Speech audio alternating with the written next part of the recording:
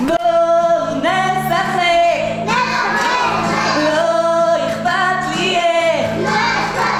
יש המון דרכים לעשות חיים.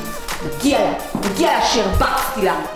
כשמרגיזים אותי, מעצבנים אותי, אז אני כועס, כל כך כועס. אתם הילדים תמיד לא אשמים, תמיד את אשמה של מישהו אחר, אז אותי זה מצחיק. לנפח, והכעס פוף בורח. בואו ננפח בלון. והכעס כבר עובר, זה עוזר לי, זה עוזר. בואו ננפח בלון. עכשיו אני אשחרר את כל הכעס.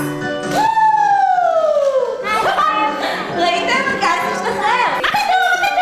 כתוב פה, לימוד זאת טעות. אתה אוהב לשחק בקוביות ואת אוהבת לשחק בבובות. אצלנו בגן אף פעם לא נוהגים באלימות. לא מרביצים, לא צופים, לא נושכים, נכון ילדים? ואני יכולה לפתוח ולומר עכשיו אני יודעת שאני יכולה אחרת. אני בוגרת, אני בוחרת.